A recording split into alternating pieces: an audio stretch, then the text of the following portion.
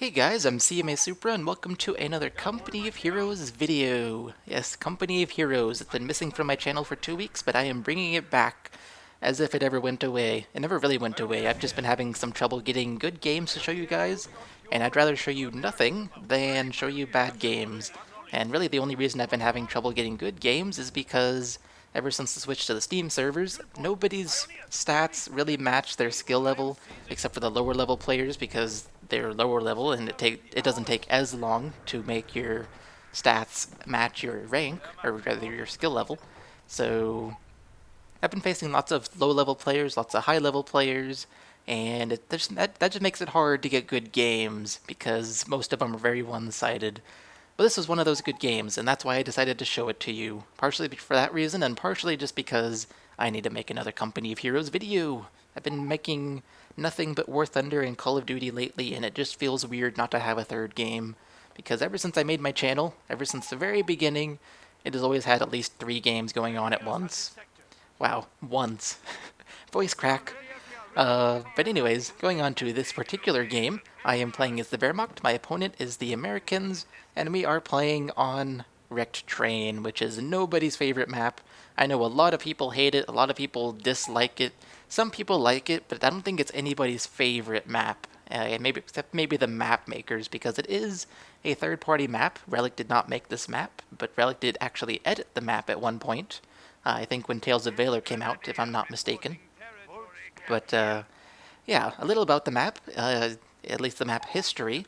It used to be extremely cluttered in the middle, and as a result, nobody liked the map because pathfinding was broken, cover was broken. Sometimes you'd be standing in green cover and have a red shield on your unit, so they'd be getting red cover even though they're in green cover. But yeah, it was just such a broken map back then that everybody learned to hate the map and nobody wanted to play it. And then at some point, Relic fixed the map by removing some of the objects in the center, and now cover works right and pathing works right, and as a result, it's a much better map. And I don't think that anybody has this as their favorite, just because of the history of the map. But some people do like the map now. It's not everybody trying to avoid it anymore. But as I was explaining that, what was going on screen was the first skirmish in this game. It was his rifles and a late jeep versus my Volksgrenadiers and a Pioneer squad, and then eventually an MG squad, which actually didn't do anything except make his jeep not want to fight my Pioneers or my Volksgrenadier squads. Although even without that MG, he probably wouldn't have wanted to fight those squads anyways, because the Volk squad would have just owned the jeep. So I did force his rifle squad to retreat, so he is down one squad basically out on the field. So what I'm doing here is chasing his jeep because I want to keep it from being able to do anything. I am sacrificing some capping power by doing this rather than using my Volksgrenadiers to capture points, but at the same time I'm increasing my capping power because my Pioneers are not getting bothered. So here my opponent is capturing the +10 point at the far right of the map, so I tell my Pioneers to lay a mine in their retreat path, and then my plan is to send the Pioneers up to the Engineers who are capturing the +10 fuel point, and make him retreat, and then he'll retreat over the mine and lose the whole entire squad. That is the plan anyways, and as we will see later in this video, that is not exactly what happened. Something entirely different happened, in fact. The total opposite of what I wanted. Well, maybe not the total opposite, but pretty close to it. In the middle here, we have a skirmish going on. I did lose a lot of health from that one Volksgrenadier squad as it was getting back to the safety of the MG and the other Volksgrenadier squad. This Pioneer squad's retreating, as they should, because there's rifles chasing them. Over on the right side, we have Pioneers fighting Engineers. The Pioneers are in green cover. The Engineers, I believe, are in some form of cover, but they had less cover than the Pioneers. So the Pioneers should win the battle. That is what should happen. But as you may have noticed if you were watching closely and not paying too much attention to my commentary, there's a rifle squad coming over to the right side, so my Pioneers had to retreat, and as a result, I am not making his Engineers retreat, and as a result, his Engineers are not going over the mine, and as a result of that, I'm not destroying his Engineer squad as I wanted to do with the mine. However, the benefit of laying that mine is that now if he ever goes over there, something will run over that mine, so it wasn't a total waste of a mine. I did manage to lay a mine and then retreat, basically. That's basically what happened there. Excluding all the details of the fighting that happened off, because the fighting wasn't very much. As I was explaining that, it looks like I actually retreated my Volksgrenadier squad, the two man one, not the two health one. If they had 2 health, they would be very, very close to dead. But I did retreat them, and as a result, my opponent was able to push here, and look at that MG. I just lost the MG. Oh yeah. That's really bad for me. I lost the MG, and now we have BARs from the opponent. So I am actually down quite a bit.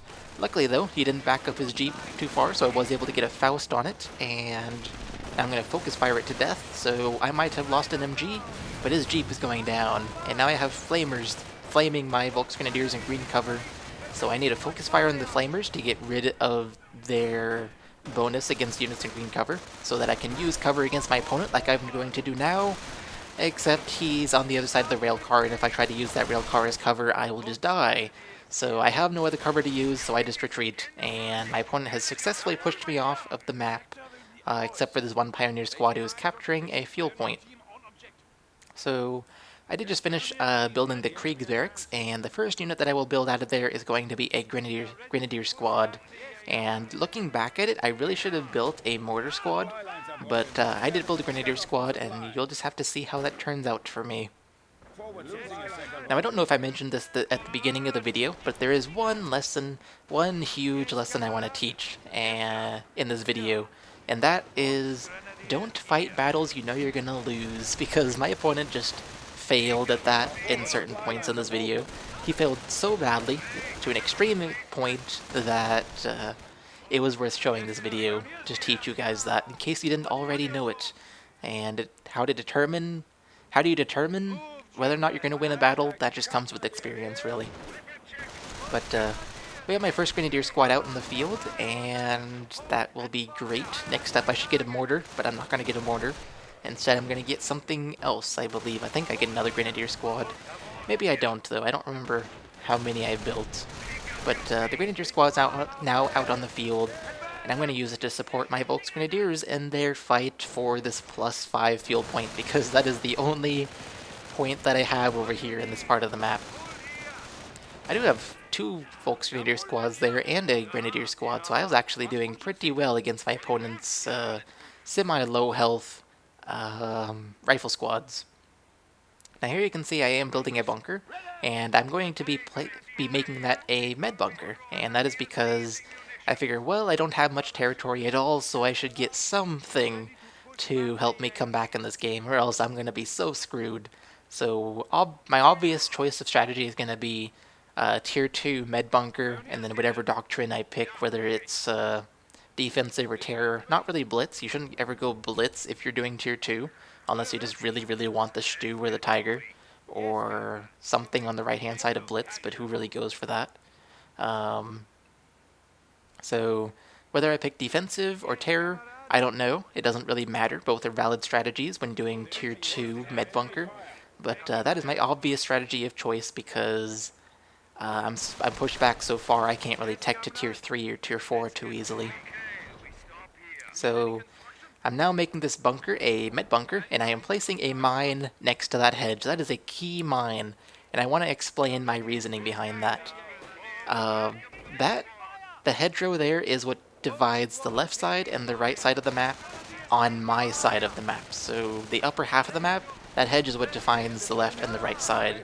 So if my opponent is pushing me back onto my side of the map, at some point he's going to want to run over that hedge, or the bottom part of the hedge where the mine is, because he will at some point want to cross over from the left to the right or the right to the left, and the best way, or the shortest way for him to do that is to go just south of that hedge. So I place a mine there, and it's actually a very smart place to place mines, and I do that on many maps in this game, and many times when I play the game as well.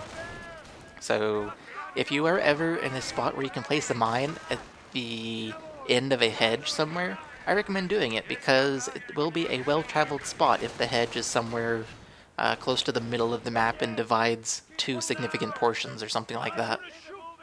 I do it quite often in games, rather than random mines or just mines next to points, I find that mines at the end of hedges are actually quite effective, even though most people don't do it, because they don't think about it, I guess. I don't know. So, while I was talking about that, I had an engagement in the middle, and I ended up winning, and now we have an M8. And I thought that this was going to come a bit later, because even though my opponent did have the plus 10 on the right, the plus 10 fuel that is, for a while, he didn't have it for too long, so I figured if he got BARs, his M8's a ways off. And that rifle squad needs to die. Is it gonna die? Kill it, kill it. No, I don't kill it. But I figured the M8 was a ways off, so I don't have any counter to the M8. So now I'm building a pack in tier 2, and lucky for me, that M8 ran over that the crucial mine that I laid down before at the edge of the hedge. The edge of the hedge. That rhymes. That rhymes. There you go. Voice crack. So, luckily for me, he did run it over, and as a result, his M8 is quite crippled. So at this point, I'm not looking for an AT solution. I'm not looking for, or I'm not trying to get a Panzerfaust out on it or anything, because the M8 has a destroyed engine, so it's only going to move really, really slowly. And it's also on my side of the map, so I know where it is, and I can kind of keep track of it. So right now I'm just waiting for the pack to finish building, which it actually just did, and I'm going to send it over to the left side, right here, in fact, and I'm going to use it to kill the M8, because that's all I need. The M8 is pretty much a sitting duck. I know where it is, approximately, so I can use the pack to shoot at it. While that's going on, I do have a 3-man, very low health grenadier squad fighting a rifle squad. I am glad I made them retreat. That was very smart. Future me is telling past me it was really smart to make them retreat. Now here you can see the pack has line of sight of the M8, but I'm not stopping the pack to shoot. Instead, I'm making the pack keep moving forward until it has a decent line of sight on the M8, so that it has time to set up and then shoot before the M8 gets out of line of sight. Because if I had just gotten line of sight on the M8, and then I stopped and I set up the pack, by the time the pack was done setting up, the M8 would have been out of line of sight. So I was actually very smart there, if I do say so myself. I kept the pack moving up until it had a decent line of sight on the M8 so that it had time to to set up and then kill the M8 before it got out of line of sight. Now my Pioneer squad over here is laying a mine. Watch what happens to it. I'm hitting the T key desperately on the keyboard, but it's not doing anything. And you might be thinking, oh, that bug is annoying. Oh, that was hilarious right there. My opponent just ran over the mine he saw me placing. But as I was saying, you might think, oh, that was the retreat bug. I hate that bug. It's so annoying. But no, it actually was not the retreat bug. Instead, it was just lag. Because of the way Company of Heroes treats retreat. Retreat is actually quite lagged when you are lagged to your to the opponent. To your opponent. So I was hitting T key, but it didn't matter because lag was there, and as a result, my T key did nothing except tell my opponent, hey, this Pyro Squad wants to retreat, you want to let it? And my opponent said, no, don't let it retreat. So, yeah, sadly I lost the Pyro Squad. What happened after losing the Pyro Squad was my opponent sent down artillery, and I know this actually happened a while ago, but my opponent sent down artillery and forced me to retreat my infantry, and in the process he stole my pack. So now here I am chasing this pack, and he does manage to get it back to this house, and this is where the video gets its title, the Slaughterhouse. If you don't know what a slaughterhouse is, it's basically where everything in the house gets slaughtered, like pigs or cows or something for food. And in this case, it's not getting slaughtered for food, it's getting slaughtered for map control, I guess you could say. But I am slaughtering his rifles. That's what's going to happen here, is whenever there's an engagement around this house, I will basically be doing so much manpower damage to him. It's just a slaughterhouse. I am slaughtering all his riflemen. So that's why this video is titled The Slaughterhouse. Now you will see that my opponent has built a medic tent, possibly in response to my medic bunker. So I do have a Grenadier squad in the back. I was shooting at the tent with the Grenadier squad, but then I figured, well, I should actually use grenades, because grenades are actually going to be really effective against my opponent here, because he wants green cover, but the only green cover he has is the sandbags he built, and he didn't build very many sandbags, so he's going to be in a very small amount of space getting green cover. So I should use grenades as much as I possibly can to force my opponent to take as many casualties as I possibly can. Like, look at that grenade, it did so much damage. That is just awesome. And grenades are really what made this a slaughterhouse. If I didn't have grenades, I wouldn't have done nearly as well in all the fights that happened around this house. But this is also where I want to teach the concept behind this video, the one learning concept that I want to teach you guys, and that is to never fight a battle that you know you're going to lose. In this case, my opponent knows he's going to lose this battle. I mean, he might be able to reinforce on the forward HQ, but he's going to lose so much manpower in this fight that it's just not worth it, because every man he loses is 27 to reinforce, and he has to reinforce more men than I do in this fight. I mean, eventually I will be pushed off because of his reinforcing around the house. I can't hold on while he reinforces and I don't, but even if I get pushed back, he's going to have lost so much manpower that he's not going to be able to win at that point. So he's fighting a battle he knows he's going to lose, even if he... I mean, by that I mean, as I was saying just before, if you... how do I say it? Don't think that losing means getting pushed back. Think about losing as losing out in terms of manpower or fuel or munitions or something. If you thought about losing as getting pushed back, then I am losing, but I'm actually really not. I mean, I am getting pushed back, but I am winning the manpower war by so much that my opponent is just draining his own manpower by doing this. So don't fight fights you know you're going to lose, and losing is manpower based, not map control based. So he did push me off. And that was just like I expected, because as I was saying, he's eventually going to push me off because he can reinforce and I can't, so eventually I will have to retreat, and that will be it. But when I retreated, he moved my stolen pack over here, and he's using it to attack my med bunker. So it's just like, well, let's go defensive, increase my bunker's health so that I have as much time as I can get to keep my opponent from destroying my med bunker. And it turns out he actually didn't have much of a force over there, so it didn't take much at all to get him to stop shooting my med bunker. I just annihilated a rifle squad there. That is awesome. But as I was saying, it didn't take much to get him off my med bunker, so going defensive was kind of a waste, because that was the only reason I picked defensive in this game, was to make that med bunker stronger, so that I had more time to push him off from attacking the med bunker with my pack, of all things. So it was kind of a waste, but at the same time, it wasn't too bad in this game. But you'll have to see how it turns out.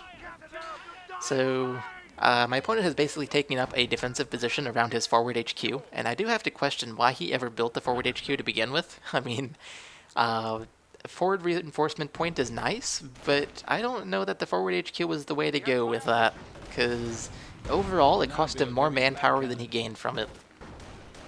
Anyways, going away from that, I have a Panzer Strike squad killing his medic tent now, and that is awesome. I'm forcing him away from the green cover at his house, and what I'm going to do is send all my other infantry, like I'm doing right now, over to the left side and take the green cover from him so that he can't use it against me. Sadly though, I was a bit slow because I realized it too late that's what I should be doing, so I didn't move over in time, and he now has the green cover. And there is my first free squad from the medic bunkers, so it has paid for itself. But now we're just back to fighting him in green cover, me with no cover, but I do have Vet 2. And as a result, the only advantage I have is Vet 2, I guess advantages are Vet 2 and grenades. I can throw grenades on him, but he can't throw grenades on me because I'm too far away. So that's actually a huge advantage I have, is grenades. So I'm actually using him as much as I can because, as I said earlier in the video, he is in such a tight, confined spot that grenades are just so effective in this game. On him, anyway. Now I have been pushed back once again because of artillery and just BARs shooting at me. But while all this fighting is going on the left side, I am getting decapped by engineers over on the right side. And you'll also notice that I have a mortar that I built a while back, actually. And the mortar is actually shelling his engineers, which was kind of interesting, because the mortar, I actually forgot about it. I built it, and then I forgot about it, so it was just sitting there in the green cover of the rail car. and just shelling the engineers who were over there capturing the cutoff point for the plus 10 fuel on the right side. But my opponent did find the mortar, and he's going to chase it off here pretty soon, if not already. So I'm going to have to retreat it, and then I will actually use it because I remember that I have it. So we're actually going to see the mortar getting quite a bit of use in this game. Just like grenades, the mortar is going to be extremely useful because my opponent is in such a tight spot with his green cover near the house that he's going to be taking lots of damage, lots of manpower damage from it. So this will be awesome. Just watch and see how awesome this mortar is. Now another unit I built was the pack. I built the one pack and then I lost it, but then I built another pack. And the reason for that was I'm spending all this munitions on grenades, so I can't really afford Panzer Schrecks and Panzer Fausts, so what I need to do is build a single pack and just have it just in case my opponent gets vehicles. Now I didn't think my opponent was going to get vehicles because I'm doing so much manpower damage to him that he's struggling to keep this house. So he's not going to be focusing on teching or anything like that.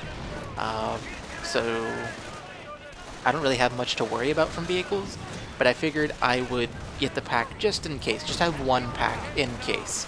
And we'll have to see how that goes. It doesn't really affect me as far as I know, as far as I remember. But now we have a Ranger squad charging in, and it has Thompsons.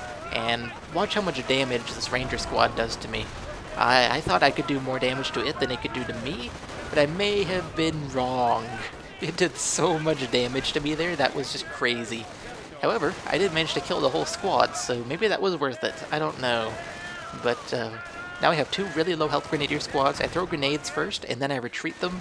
I really should have just retreated, but I didn't. Instead I throw grenades, and that Vet 3 rifle squad just died! Oh my gosh.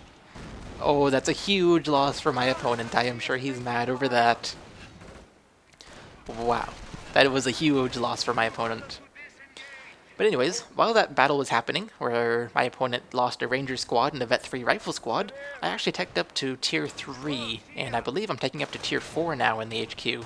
And the reason for that was I figured, well, I don't really want Vet 3 on my infantry because I'll just give my opponent more veterancy, and I don't want him to have that. But I also want to spend something on... spend my manpower and fuel on something, so I figured, well, let's take up to Tier 4, possibly get some Panzer IVs or Ostwinds, and then own my opponent. So that's exactly what I'm doing. But I actually had so much manpower and fuel that I'm getting Vet 3 at the same time. So I ended up with the best of both worlds. I got Tier 4 and Vet 3. There is nothing better than that for Wehrmacht. But while all this has been happening, my opponent has actually triple capped me, so now I'm prioritizing capturing victory points, and I really need to focus on that because I do only have 101 victory points remaining. He's triple capped me, and if I let this go on for much longer, he will basically win from having more victory points, even if I do win the manpower war. So in that case, I would, well, I don't know what I'm trying to say, but I need to focus on the victory points. That's what I need to do. So that's exactly what I'm going to do. And I just lost a Flamer Pioneer squad right there. And you might be thinking, oh, that was a stupid loss. Why didn't you retreat them? Because of lag. Once again, the T key did nothing, which is sad. It's so sad when you die, when you lose units because of lag in this game, because this game is not exactly that laggy normally. But I guess at times it can be, and as a result, you sometimes lose units that you really shouldn't lose, or you wouldn't have lost without lag. So like I said, I was focusing on victory points at this point, and it turns out that my opponent actually doesn't have much left. My mortar is doing awesome work there. It just killed and suppressed a large portion of that rifle squad. So that is awesome. That means I can move up and capture the victory point, which is exactly what I'm doing here. And I thought I saw artillery there for a second, but I did not. I saw sparks flying. So I'm capturing the rightmost victory point as well as the center victory point, and that is really all I need to win. I don't need all 3 victory points, and I'm not really going to try and capture the leftmost one because I don't really care too much about it. I don't want it as much as I want the right side, because the right side has the plus 10 fuel, and if I can keep my opponent from having that fuel, that would be great. So that is kind of my focus right now, is keeping him off the plus 10 fuel. So I am just focused on the right side and the middle victory points. I could have focused on the left, but I didn't want to risk it. Because there's a chance that if you overextend yourself, then you'll end up losing just because your opponent outflanked you and got around you, and won like that. Now here's his half track, and watch how fast it goes down. Yeah, that didn't take much at all. One Panzerfaust, and with the support of my Pack 38 that I bought, the second one, that half track lasted no time whatsoever, and now there's only a half-health rifle squad over on the left side, and a Flamer Engineer died on the right side because my opponent was probably just distracted by his half track trying to save it. So my opponent just lost a lot of stuff right there, a lot of manpower, and munitions and fuel even, because it was flamers and a half-track. Flamers cost munitions, half-track costs fuel. Look at this grenade! Oh, and the mortar strike! Oh yes! The firearms combined with the grenade, combined with the mortar, killed that rifle squad instantly, and here my opponent rage quits. Like, wow, that squad just got insta-gibbed. And yeah, I don't really blame him. Turns out he didn't have much left. He only had a Pack 38 left, plus the rifle squad. And once he lost the rifle squad, he only had a Pack 38 left, and it was a stolen Pack 38. It's not going to go killing infantry, that's for sure. Not like being stolen changes whether or not it kills infantry, but just the fact that it was stolen means it wasn't originally his, so it wasn't actually something that cost him a lot. Now here I'm zooming in. Look at this rifleman. This one rifleman right here. His eyes are just gaping open with the... His eyes are wide open with a gaping mouth. It's just hilarious. I was cracking up at the end of this game looking at that. All the other riflemen are... They don't have any unusual expressions, but that one, he has big open eyes and a gaping mouth. It was just hilarious. Oh, I was cracking up at the end of this game and I saw that. But overall, my opponent had nothing left but a pack. He ended up rage quitting, like I said, and I don't really blame him because that's all he had left was the pack. He did quit before I built tier 4. I was wanting to build tier 4. That would have been quite nice, but I didn't, and it is what it is. Going defensive in this game actually didn't do me any harm. I don't know if it did me any good, but it didn't do me any harm, so that worked out well. And also having the second pack that I bought, that did me no harm. In fact, it did me some good by killing the half-track. But anyways, that's all for this video. I hope you guys learned that you should never fight battles you know you're going to lose, because even if you do push your opponent back, if you lose the manpower war, you're not going to win the game. So yeah, I hope you guys learned that if you didn't already know it. And I hope you guys enjoyed the video, and I will see you all in the next one. Bye guys.